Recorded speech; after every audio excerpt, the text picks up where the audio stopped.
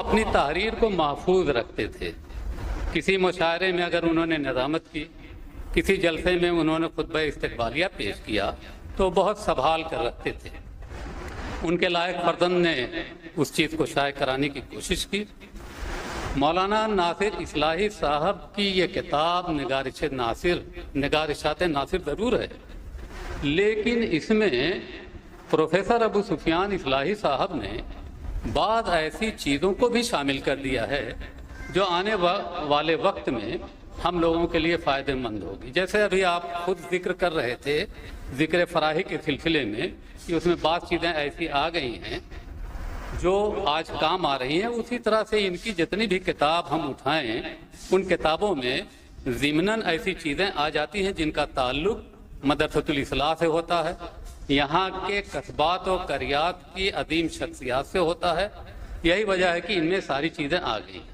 انہوں نے رجال مدرسۃ الاصلاح سے متعلق جن لوگوں کا ذکر مولانا ناصر صاحب اصلاحی نے کیا ہے ان میں مولانا شبلی متکلم ندوی، مولانا نجم الدین اصلاحی، مولانا قمر الدین اصلاحی، مولانا جلیل احسن ندوی، ابو الحسن علی فراہی، مولانا عبد المجید ندوی، عتیق الرحمان، یہ ناصر صاحب کی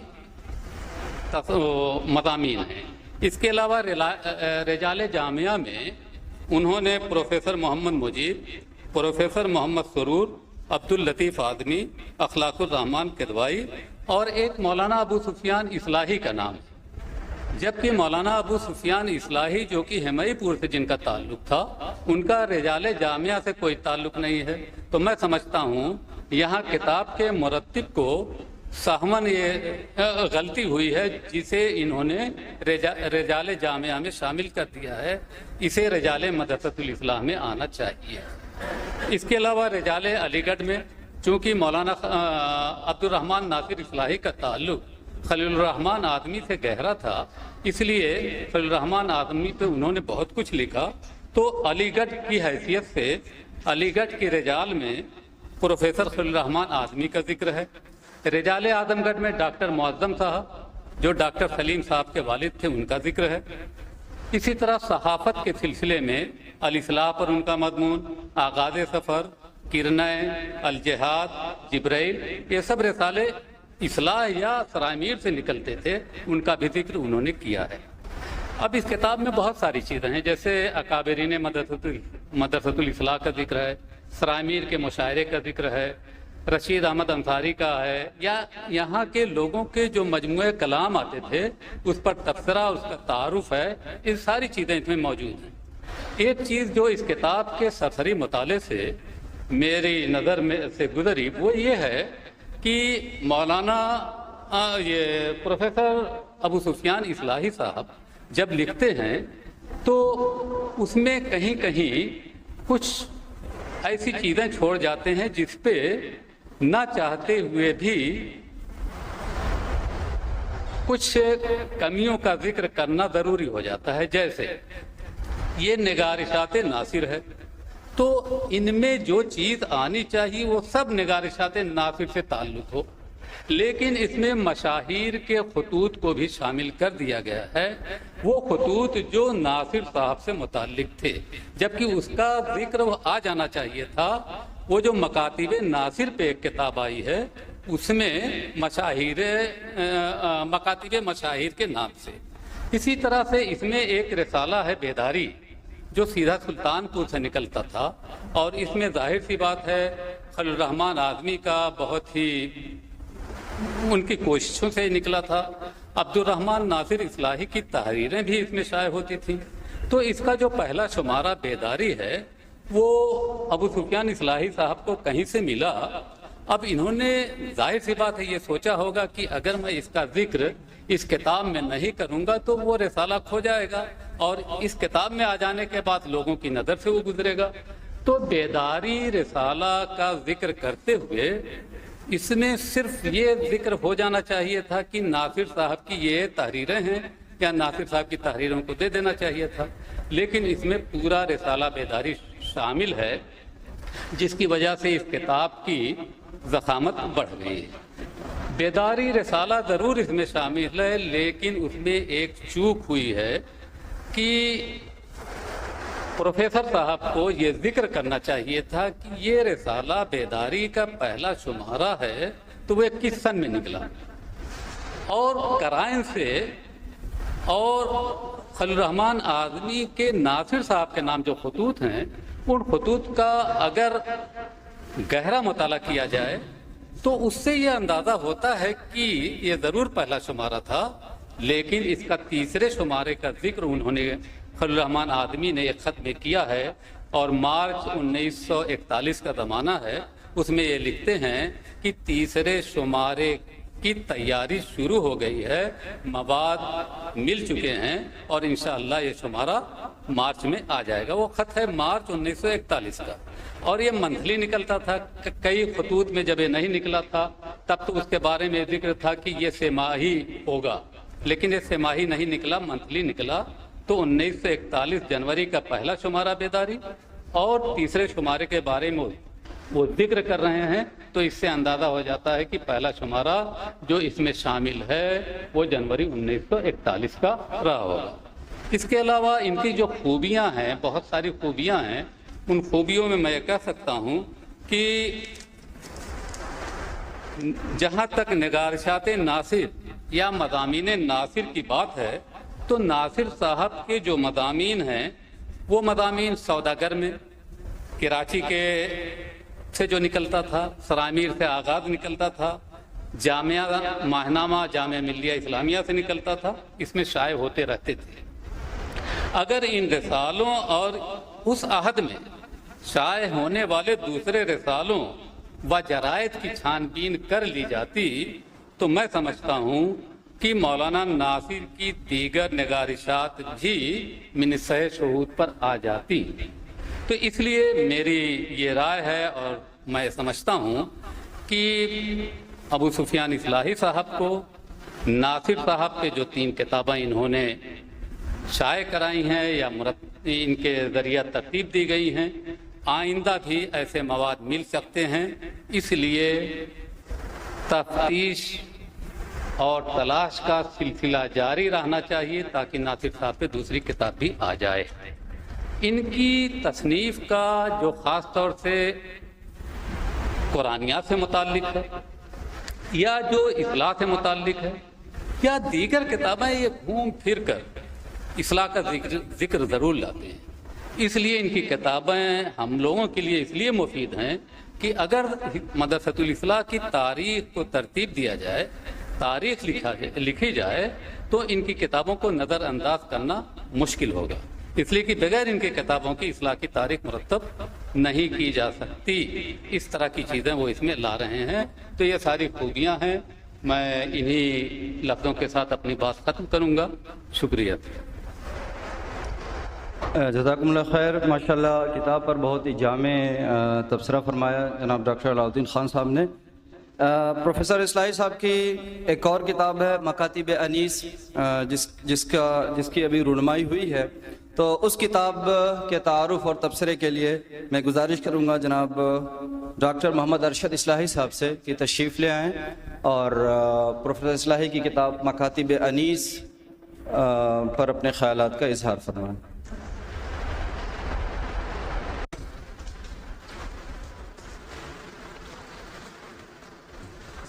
सदर मजलिस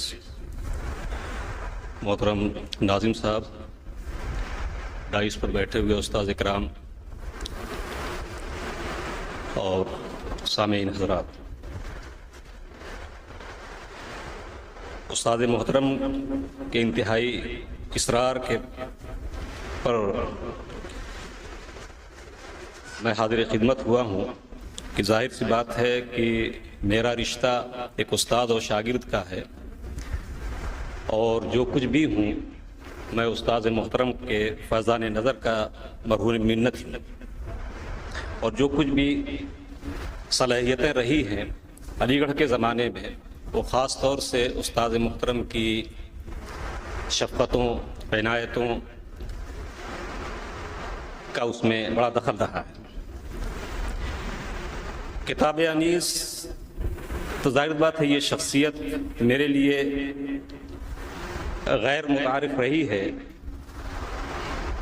اور اس سلسلے میں کوئی بہت زیادہ میری معلومات شخصیت کے بارے میں نہیں تھی. البتہ جو کچھ بھی معلومات مجھے حاصل ہوئی وہ استاذ محترم کے جو پیش لفظ ہیں یا دیباچہ کہیے جو بہت ہی بسیط اور جامع ہے، جس میں انہوں نے محترم انیس صاحب مرحوم کی شخصیت اور ان کی سیرت اور پاکستان کے زمانے میں جو جہاں جہاں ان کی تدریسی خدمات رہی ہیں اس کا بہت تفصیل کے ساتھ ذکر کیا ہے. استاد محترم علمی دنیا میں کسی تعارف کے محتاج نہیں ہیں، اور تعارف یوں بھی سارے لوگوں نے یہی کہا ہے کہ اب ان کے تعارف کی ضرورت بھی نہیں ہے، لیکن جو پہلو خاص طور سے میں نے محسوس کیا ہے وہ مکارم اخلاق کے تعلق سے ہے، اور یہ چیز بالخصوص پڑھے لکھوں میں لوگوں میں بہت کم دیکھنے کو ملتی ہے. اور لیکن استاد محترم میں وہ چیز خاص طور سے میں نے محسوس کی کہ اپنے خردوں کے ساتھ بھی وہ انتہائی شفقت سے پیش آتے ہیں، ان کی حوصلہ افزائی کرتے ہیں، ان کے مقالات و مضامین کو پڑھتے ہیں اور فون کر کے اور ان کو جو ہے نصیحتیں بھی کرتے ہیں اور ان کی نشاندہی بھی کرتے ہیں. کہیں اگر کوئی چیز تنقیدی نقطۂ نظر سے کوئی سامنے آتی ہے تو اس کو بتاتے بھی ہیں. استاد محترم عام لوگوں میں اپنی خوشگفتاری اور مخصوصین میں اپنے طبعی انکسار، جذبہ خدمت اور فتوحات علمیہ کے باعث لائق احترام تو ہے ہی. دوسری چیز جو علمی دنیا میں ان کی کثیر التصانیف مصنف کی حیثیت سے جیسا ان کا تعارف ہوا ہے کہ کثیر التصانیف مصنف ہیں، میں نے یہ چیز محسوس کی ہے ان کی کتابوں کو پڑھنے کے بعد کہ ان میں ان کے مضامین میں ان کے مباحث میں کوئی ایسی چیز نہیں ملتی ہے جس سے غیر ذمہ دارانہ روش کا اظہار ہوتا ہو. وہ جو کچھ لکھتے ہیں انتہائی ایمانداری، بیدار مغزی اور پورے دیانت کے ساتھ لکھتے ہیں، اور بالخصوص ان کو اپنی مادر علمی مدرسۃ الاصلاح سے جو گہرا تعلق ہے اور اس کے فارغین مدرسۃ الاصلاح پر جو کتابیں اب تک منظر عام پر آ رہی ہیں یہ خود اس پر شاہد عدل ہیں. 2-3 کتابیں تو خاص مولانا عبدالرحمن ناصر اصلاحی جامعی پہ ابھی حال ہی میں شائع ہوئی ہیں، اور مکاتب انیس ابھی میرے ہاتھ میں ہے جس کا تعارف مجھے کرانا ہے. چونکہ یہ خطوط کا مجموعہ ہے، آپ حضرات کو یہ علمی محفل ہے، مکتوباتی ادب کی جو تاریخی اہمیت ہے اس سے انکار نہیں کیا جا سکتا. یہ ایک کھلی حقیقت ہے کہ جو خطوط اور واقعات سوانح نگاری کی جان ہوتے ہیں، اس کے ذریعے ہمیں لکھنے والی کی زندگی اور اس کے ماحول کا صحیح علم حاصل ہوتا ہے. اور یہ خصوصیت صرف خطوط ہی کو حاصل ہے، کسی شخص کے ذاتی احوال و کوائف و حقائق جیسے صحیح اور بے کم و کاست اس کے چند خطوط سے دریافت ہوتے ہیں، وہ دوسروں کے لکھے ہوئے تاریخوں کے ہزاروں صفحوں سے بھی معلوم نہیں کیے جا سکتے.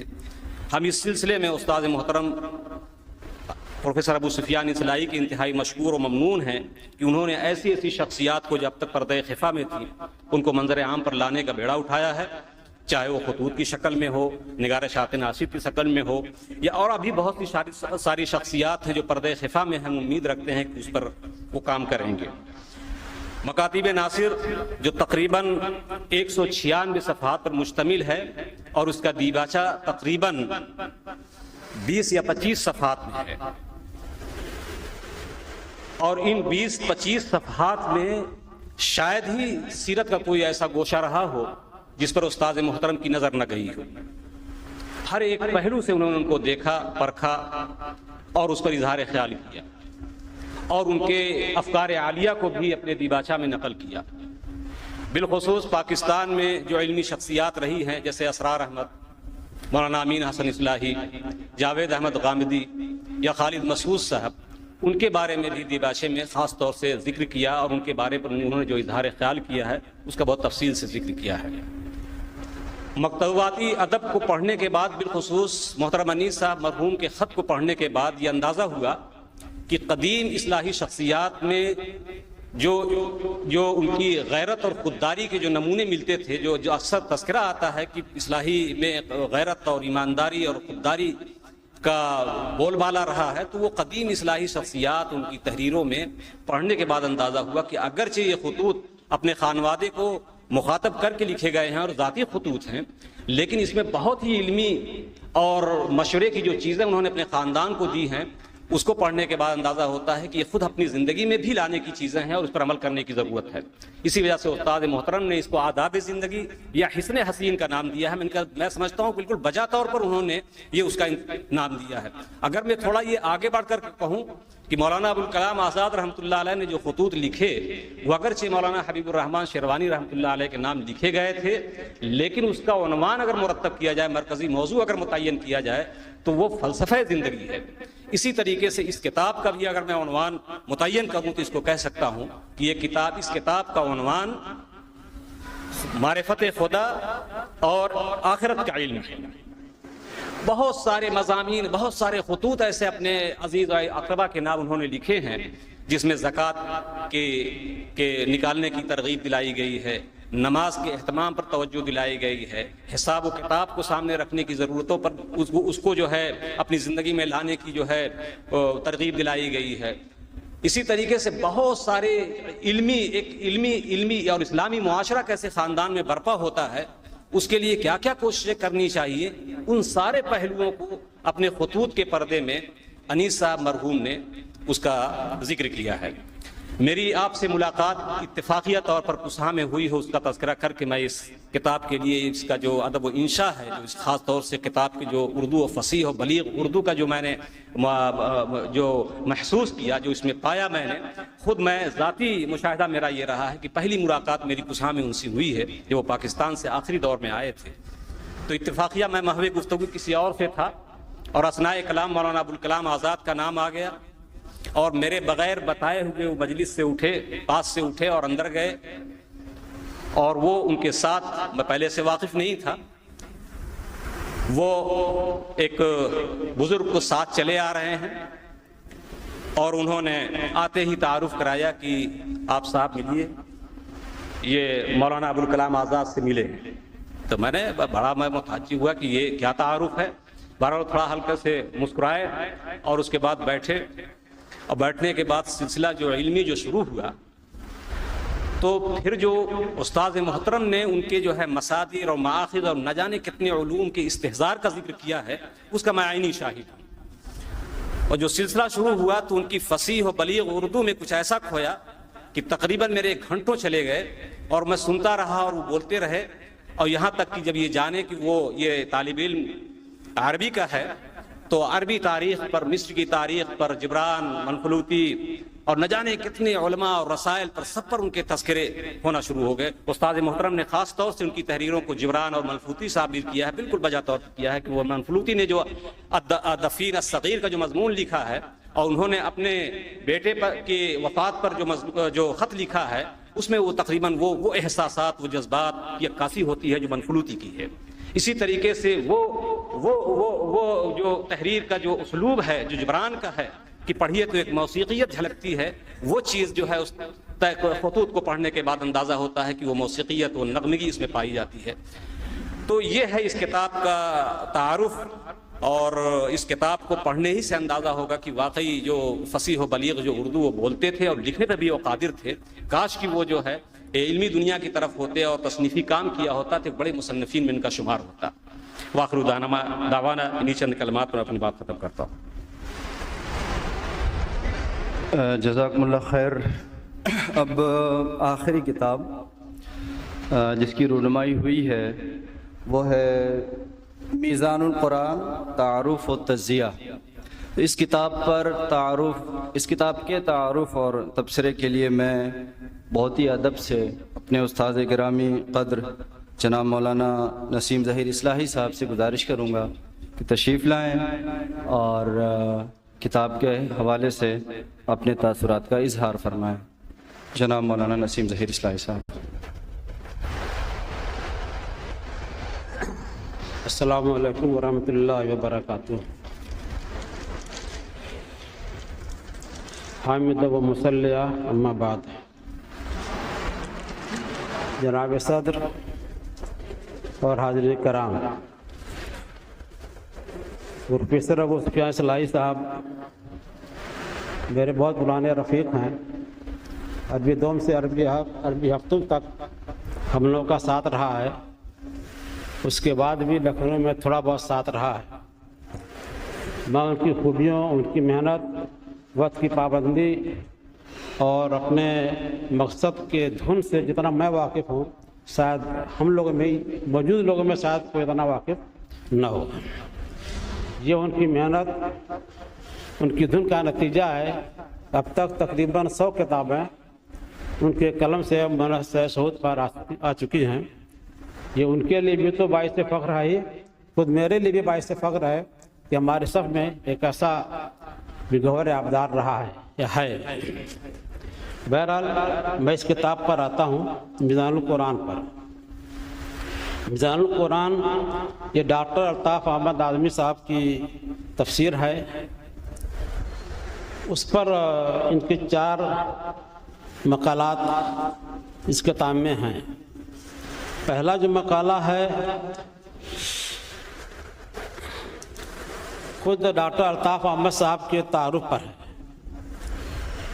ये मकाला डॉक्टर अल्ताफ़ साहब की हयाती में लिखा गया था। मुझे उम्मीद है कि अल्ताफ़ साहब ने उसको देखा भी होगा, सराहा भी होगा, दाद भी दी होगी। अल्ताफ़ साहब के बारे में बहुत कुछ कहा जा चुका है। मैं अब कहूँ तो सवाए वक्त के ज़ाके और कुछ नहीं होगा। अल्ताफ़ साहब बिला शुबहा एक अज़ीम मुहक़्क़िक़ थे, मुफ़स्सिर थे और तफसीर के मामले में यह नहीं कहा जा सकता कि बस उन्होंने ऐसे कोई तफसीर लिख दी। तफसीर की दुनिया में जब आप कदम रखेंगे तो देखेंगे कि एक ज़माने से जो बातें कही चली, लोग कहते चले आ रहे हैं, उन्हीं बातों को लोग नकल करते हुए चले जा रहे हैं। मुझे याद आ रहे हैं प्रोफेसर राव साहब, क्या नाम था, अलीगढ़ वाले राव इरफान साहब, उन्होंने एक मौके पे कहा था कि हमारे जो मौजूदा मुफस्सिरीन हैं वो मुफस्सिरीन के फ़हम का फ़हम हासिल करते हैं, कुरान का फ़हम हासिल नहीं करते। ये रवायत चली आ रही है, लेकिन डॉक्टर अल्ताफ़ साहब ने इस रवायत को तोड़ा है। उन्होंने जो कुछ समझा है अपने तहक़ीक़ की रोशनी में, अपने मुताले की रोशनी में, अपने गौर फ़िक्र की रोशनी में, उसको अपनी इस किताब में पेश करने की कोशिश की है।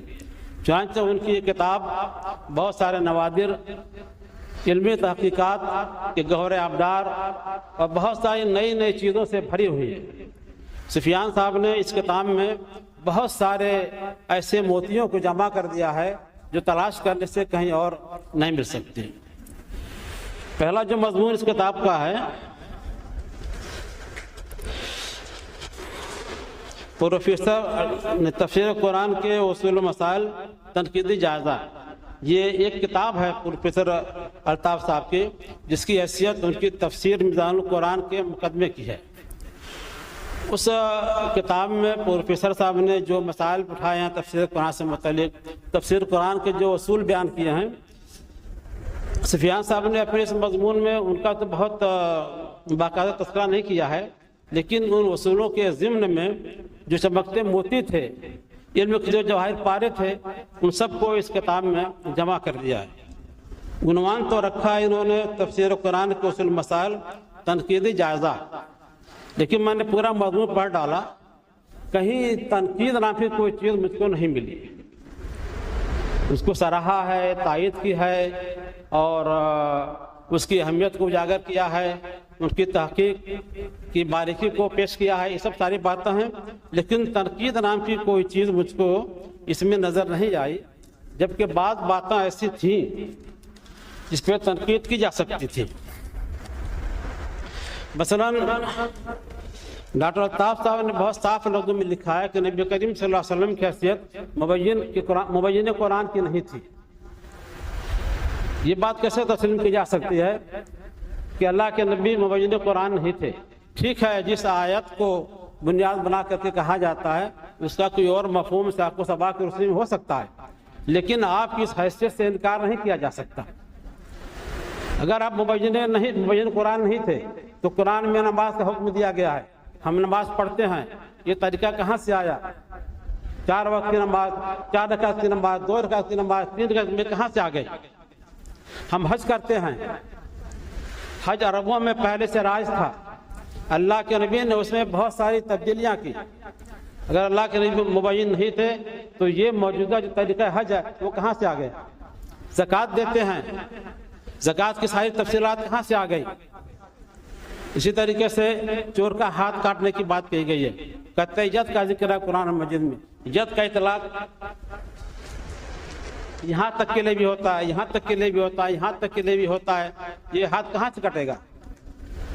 अगर अल्लाह के नबी नहीं बताया तो फिर यहाँ से कैसे कट रहा है? कुरान में कोई तफसील नहीं। इसलिए अल्लाह के नबी बिल्कुल मुबय्यिन कुरान थे। उस आयत को भले तस्लीम किया जाए जिसकी बुनियाद पर अल्लाह के नबी को मुबय्यिन कहा जाता है, लेकिन अल्लाह के नबी मुबय्यिन थे।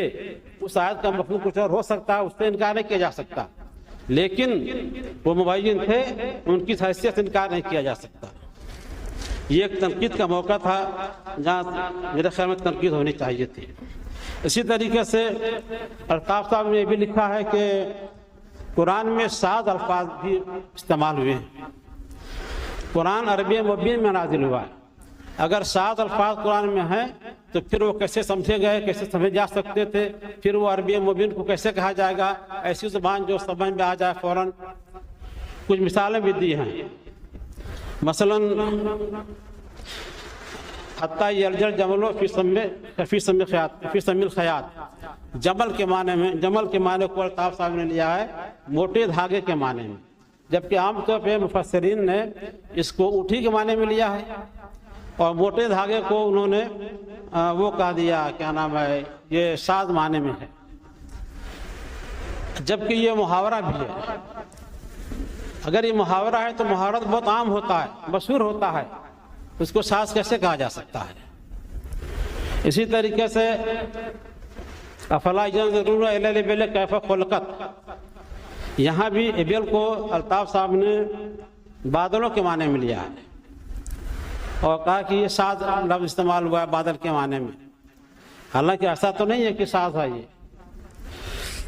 उसमें वहाँ एक तनकीद भी दूसरे साहब की, आसिम उबैद इकबाल साहब की नकल की प्रोफेसर साहब सामने, लेकिन ये साज तो नहीं है। मुफस्सिरीन का इसका तस्करा मिलता है, कलाम अरब में भी इसका जिक्र मिलता है। अगर एबल को लिया जाए कौन सा मन, बादल के माने में। अभी जल्दी फजलुर रहमान इस्लाही जो दारुल मुसन्निफीन में हैं, उनका एक मजमून छपा है मौलाना फजल रहमान गंज मुरादाबादी का। उन्होंने एबल की ताबीर यहाँ पर वही किया बादल से, इसलिए भी कोई बहुत साज लफ्ज़ नहीं है।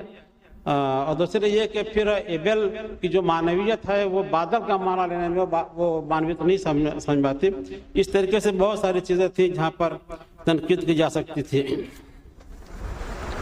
इसी तरीके से हदीस के मामले में प्रोफेसर साहब ने लिखा है कि उसकी हैसियत तारीख की है। ये भी मेरे ख्याल में बहुत सही बात तो नहीं है और इस पर भी नक़द होना चाहिए था। बहरहाल अब जैसा भी समझा सफियान साहब ने, तो इस तरीके से जो दूसरा मजमून है असल तफसीर पर, वो मुख्तसर है और सिर्फ एक जिल्द का वो अहाता करता है। 3 जिल्दों में उनकी तफसीर है, लेकिन अहाता सिर्फ एक जिल्द का करता है। और वो ये वसूल वाली किताब के बिलमुकाबिल भी वो मजमून तो हल्का भी है और बहुत मुख्तसर भी है।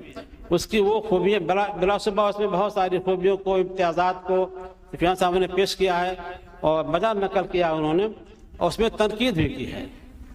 वहाँ तनकीदी जायज़े का उन्वान लगाया है और जगह जगह तनकीद भी की है, अपनी तरफ भी तनकीद की है, दूसरों की भी तनकीद को उन्होंने नकल किया है। और बाज़ उनके जो तफरुदात हैं या ये कहा जाए कि उनकी जो नई तहकीकात हैं उनको पेश किया है। उसने तस्वीर शफ़ाअत का तस्करा किया है कि तस्वीर शफ़ाअत जो उन्होंने पेश किया है वो आम उलमा से बहुत अलग है। बिल्कुल बात सही है ये, लेकिन मौलाना फराही ने भी वही तस्वीर शफ़ाअत पेश किया जो अल्ताफ़ साहब ने पेश किया। मेरे ख्याल में कोई नई चीज़ नहीं है। मौलाना सदरुद्दीन साहब इस्लाही ने भी अपनी किताब इस्लाम एक नज़र में, उसमें भी वही तस्वीर शफ़ाअत पेश किया है जो अल्ताफ़ साहब ने पेश किया है। इसलिए वो मेरे ख्याल में कोई बहुत नई चीज़ नहीं है।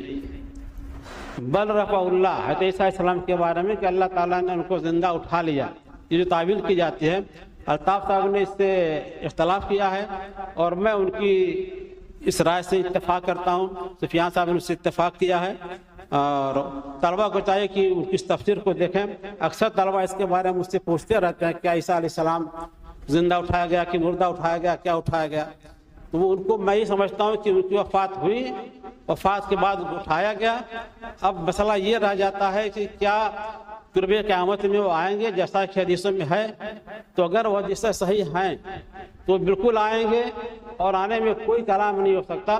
مرنے کے بعد دوبارہ زندہ ہو جانا کوئی بہت بڑی بات نہیں ہے. عیسیٰ علیہ السلام کا تو خود ہی معجزہ تھا کہ مردوں کو زندہ کر دیا کرتے تھے. تو ایک معجزہ اور ہوا کہ وہ زندہ ہو کر کے آ جائیں گے. اس کو بہت زیادہ ان کو زندہ ہونے پر معمول کرنا ان کے آنے کی خاطر یہ میرے خیال میں بات ٹھیک نہیں ہے. فلما توفیتنی فانت الرقیب, خود ان کے اپنے الفاظ ہیں, جب تو نے مجھ کو موت دے دیا تو میری قوم کا تو نگراں تھا. میری قوم گمراہ ہو گئی کچھ بت پرستی میں, یا یہ کہ مجھ کو الہ مان لیا, اس کا ذمہ دار میں نہیں تھا. میں جب تک تھا تب تک تو میں وحدانیت مجھ کو باقی رکھا. فلما توفیتنی, جب تو نے مجھ کو وفات دے دیا تو تو نگراں تھا. وہ کیسے باقی کہاں گئے مجھ کو کیا بنا لیا یہ میں نہیں جانتا.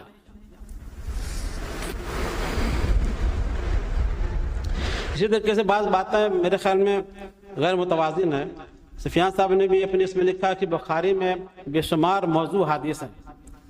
موضوع حدیث تو نہیں کہا جا سکتا. مولانا شبیر رضا میٹھی صاحب کے حوالے سے لکھا گیا کہ انہوں نے 20 حدیثوں کو موضوع کرا دیا. میں نے دیکھا ہے, میں نے پڑھا ہے, اور ان کی پوری کتاب میں نے پڑھی ہے. وہ خود بے اعتدالی کا شکار ہیں.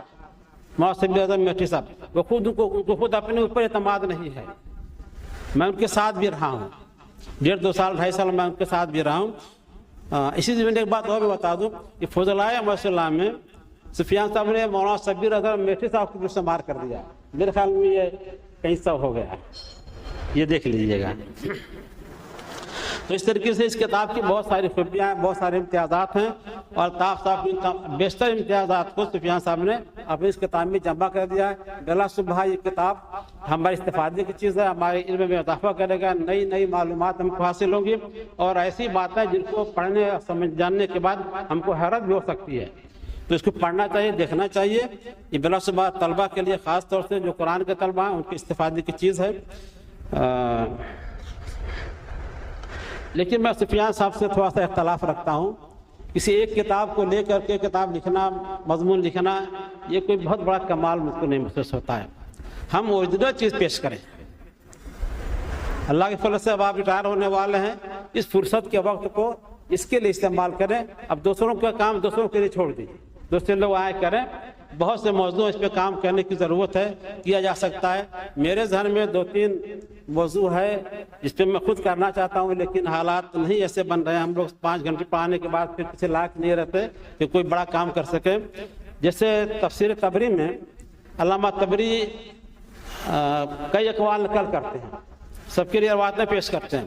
اس کے بعد آخر میں محاکمہ کرتے ہیں اور اپنی رائے دیتے ہیں. اول القولین یا اول الاقوال ہندی کے نام سے اس عنوان سے وہ اپنی رائے دیتے ہیں, اس کی دلائل بھی دیتے ہیں. یہ سارے اگر جمع کر لیے جائیں تو بہت بہترین شاندار تفسیر ہو سکتی ہے. اگر دوسری کا کرنا ہے تو ایسی ابوالفرج اصفہانی جو سب سے پہلے وہ عالم نظر آتے ہیں جنہوں نے قرآن میں نص کا انکار کیا, ان کے تفسیر اب معدوم ہے, کہیں ملتے نہیں. امام راضی کے ہاں ان کے تفسیری اقوال بہت تفصیل سے ملتے ہیں. امام راضی ان کو اپنے تحسین کے ساتھ, تائید کے ساتھ اس کو جگہ نقل کرتے ہیں. اگر وہ بھی ایک چیز ہے, ان کی تفسیر سے اصفہانی کے اقوال کو نقل کر لیے جائیں تو بھی ایک بہترین تفسیر بن سکتی ہے. اسی طریقے سے صحابہ کرام میں 2 اہم مفسرین گزرے ہیں, عبداللہ ابن عباس اور عبداللہ ابن مسعود. عبداللہ ابن مسعود کی تفسیری روایات کو تو جمع کر دیا تفسیر ابن مسعود کے نام سے. میرا اس پہ تبصرہ بھی علوم قرآن میں بہت پہلے آ چکا ہے. لیکن عبداللہ ابن عباس کا ایسا کوئی کام نہیں ہوا. ایک کام بہت پہلے کا بھی ہوا ہے, تنویر المقیاس کے نام سے ابن عباس کی تفسیر کا مجموعہ. یہ صرف خرافات ہے. ابن عباس رضی اللہ تعالیٰ عنہ سے جو تفسیر مروی ہے وہ 5-7 اس کے طرق ہیں. ان 5-7 طرق میں سے 4 یا 3 طرق ایسے ہیں جو معتبر ہیں. اب اگر حدیث کی کتابوں سے, تفسیر کتابوں سے عبداللہ بن عباس کی وہ تفسیری اقوال جو ان 3-4 طرق جس کو صحیح مانا جاتا ہے ان سے جمع کر دیا جائے, ان طرق سے آنے والی روایتوں کو جمع کر دیا جائے تو بھی ایک بہترین کام ہو سکتا ہے. یہ وہ 2-3 عنوان جو میرے ذہن میں میرے لیے ہے, میں نے ایسے ہی پیش کر دیا، ممکن ہے سفیان صاحب کے دل میں میری بات اتر جائے اور فرصت کے وقت میں کام کرے، جو ایسا کام ہوگا جس کو دوام بھی حاصل ہوگا، بہت دنوں تک لوگ اس سے استفادہ کرتے رہیں گے۔ بس انہیں چند باتوں پر میں اپنی بات ختم کرتا ہوں۔ ممکن ہے اس سلسلے میں میرا لہجہ تو سخت ہو گیا تھا، میں معافی چاہوں گا۔ ہاں، آخر ایک بات اور یاد آئی، سفیان صاحب کے انکسار کا تذکرہ کیا تھا ہمارے شاگرد ارشد اصلاحی نے۔ اعلیٰ صبح انکسار ہونا چاہیے، تواضع ہونی چاہیے، لیکن ایسا بھی انکسار کہ اپنے کو بالکل ہی جو ہے قلم قرار دے دیا جائے، یہ ٹھیک نہیں ہے۔ ایک جملہ ہے سفیان صاحب کا، اپنے بارے میں لکھتے ہیں، اپنی اس کتاب کے بارے میں لکھتے ہیں، اس محمل قابض کا ضرور کردار بے مقدار ہوگا۔ اپنی ہی کتاب کو اتنا زیادہ گرا دینا کہ محمل قابض کہنا، میں اس سے اتفاق نہیں کرتا۔ میں آپ سے پرزرگاز کرتا ہوں کہ اس کو بدلیے، اتنا انکسار ٹھیک نہیں، محمل قابض۔ والسلام۔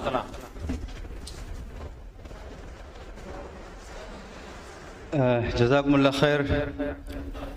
یہ تھے استاد گرامی جناب مولانا نسیم ظہیر اصلاحی صاحب، کتاب میزان القرآن تعارف و تجزیہ پر اپنے گراں قدر خیالات اور تاثرات کا اظہار فرما رہے تھے۔ اب اس کے بعد میں بہت ہی ادب سے آج کے اس افتتاحی اجلاس کے مہمان خصوصی جناب ڈاکٹر فیضان احمد اصلاحی صاحب سے گزارش کروں گا کہ آپ تشریف لائیں اور اپنے تاثرات کا اظہار فرمائیں۔ وقت بہت محدود ہے، اگر ممکن ہو سکے تو 5 منٹ میں آپ اپنی گفتگو سمیٹیں تو بڑی عنایت ہوگی۔ بسم اللہ الرحمن الرحیم۔ السلام علیکم ورحمۃ اللہ وبرکاتہ۔ محترم ناظم صاحب، پروفیسر ابو سفیان اصلاحی صاحب، پروفیسر علاء الدین خان صاحب اور اساتذہ کرام، اس اجلاس میں تاریخ مدرسہ، عہد بہد، فکر فراہی اور اس سے متعلق موضوعات پروفیسر ابو سفیان اصلاحی صاحب کی کتاب کا رسم اجرا یہ اختتام کو ہوا۔ اب اس کے بعد 2 سیمینار، 2 سیشن اور ہے۔ یقیناً ہم طلباء کی ہمیشہ یہ کاوش رہی ہے کہ اصلاحیوں کی خدمات کو اجاگر کیا جائے، مرحوم اصلاحیین کی کاوشوں کو عام تک پہنچایا جائے، طلباء میں وہ زور پیدا کیا جائے جو وہ لکھ سکیں اور پڑھ سکیں۔ یقیناً ہمارے ساتھیوں نے اس سے پیچھے ذکر کیا ہے کہ اس طرح کا یہ سیمینار اکیلا ہے، یعنی اور کہیں نہیں ہوتا جہاں طلباء کو آگے بڑھایا جاتا ہے۔ طلباء مدرسۃ الاصلاح ہمیشہ لکھتے پڑھتے رہے ہیں اور آگے بڑھتے رہے ہیں۔ موجودہ دور میں بھی ہمارے بہت سارے ساتھی جن کی صلاحیتیں بہت اچھی ہیں، لکھتے پڑھتے ہیں قرآنیات پر، اور قرآن کے علاوہ دوسرے موضوع پر بھی لکھتے ہیں جو عصر حاضر کے موضوع ہیں۔ یقیناً یہ مدرسہ کی دین ہے کہ ہم طلباء کے اندر وہ صلاحیت پیدا کرتے ہیں اور آگے چل کر یہ طلباء لوگوں میں نمایاں کردار ادا کرتے ہیں اور دنیا میں اور اس کے افق میں پہچانے جاتے ہیں، جانے جاتے ہیں۔ ان تبصرہ میں کچھ باتیں میں ذکر فراہی پر کرنا چاہوں گا جو مجھے چپ گئی تھی۔ دلی سے جو ذکر فراہی شائع ہوئی، یقیناً وہ ایڈیٹڈ ہے۔ ڈاکٹر شرف الدین اصلاحی صاحب کی کتاب میں ریپیٹیشن بہت تھا، اس کا پروف میں اور طلحہ نے دونوں نے دیکھا تھا۔ بہت ساری ایسی چیزیں غیر ضروری تھیں جس کا نکالنا ضروری تھا، کچھ رہ گئی۔ جیسے انہوں نے ذکر کیا کہ خواب میں کرشن جی میرے پاس آئے اور مجھے گلاب پیش کیا، مولانا فراہی سے متعلق، متھرا کے انتقال یا اس سے آس پاس سے متعلق۔ یقیناً یہ چیز نہیں ہونی چاہیے تھی۔ کسی کشمیری نے اس پر تبصرہ کیا جو ہماری نگاہ سے رہ گیا، لیکن ڈاکٹر شرف الدین اصلاحی صاحب بے حد ناراض ہوئے اور پاکستان سے دوسرا ایڈیشن اپنا ایڈیشن من1 شائع کیا جس میں وہ چیزیں موجود ہیں اور وہ نسخہ اویلیبل ہے، نیٹ پر بھی اویلیبل ہے اور پاکستان سے بھی اویلیبل ہے۔ ہمارا جو نسخہ ہے یقیناً وہ ایڈیٹڈ ہے، ہم نے کوشش کی تھی کہ اس میں سے بہت ساری غیر ضروری چیزیں نکال دی جائیں، نکالنے کی کوشش بھی کی اور نکلی بھی، لیکن کچھ رہ گئی جو ہماری نگاہ میں نہیں آ سکا۔ اس کے علاوہ اور بھی بہت ساری چیزیں تھیں، لیکن 3 منٹ کا وقت تھا۔ میں آپ کا شکر گزار ہوں کہ آپ نے مجھے بلایا، اس لائق سمجھا، میں آپ کا فرزند ہوں، بہت بہت شکریہ۔ شکریہ، جزاک اللہ خیر۔ حاضرین، قبل اس کے کہ آپ صدارتی کلمات سماعت کریں، آپ سب کے لیے ایک اعلان ہے کہ اجلاس کے ختم ہوتے ہی آپ سب کے لیے چائے کا نظم ہے اور 4 بجے عصر کی جماعت ہے انشاءاللہ، اور عصر کے فوراً بعد انجمن کے مجلس عمومی کا اجلاس ہے اسی حال میں انشاءاللہ۔ تو آپ سب سے گزارش ہے کہ چائے اور نماز سے فارغ ہو کر فوراً اسی حال میں تشریف لے آئیں تاکہ مجلس عمومی کا اجلاس وقت پہ شروع کیا جا سکے۔ اب میں بہت ہی ادب سے اس مجلس اور اس افتتاحی اجلاس کے صدر نشین اور ناظم مدرسہ اصلاح جناب ڈاکٹر فخر الاسلام آدمی صاحب سے گزارش کروں گا کہ آپ تشریف لے آئیں اور صدارتی کلمات ارشاد فرمائیں۔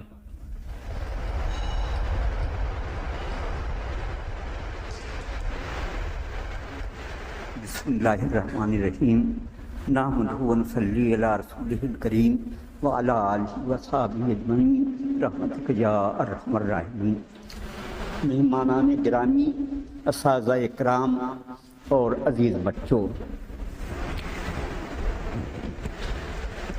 یہ ایک مسلمہ حقیقت ہے کہ مدرسہ الاصلاح کے نظام تعلیم میں قرآن کو کلیدی اور مرکزی حیثیت حاصل ہے، لہذا اور دوسرے جو مضامین ہیں وہ معاون کے طور پر پڑھائے جاتے ہیں، یہاں تک کہ ہندی اور سنسکرت، انگریزی، ان چیزوں کی تعلیم سے بھی قرآن کو ہم دوسرے لوگوں تک پہنچانے میں کامیاب ہو سکیں گے۔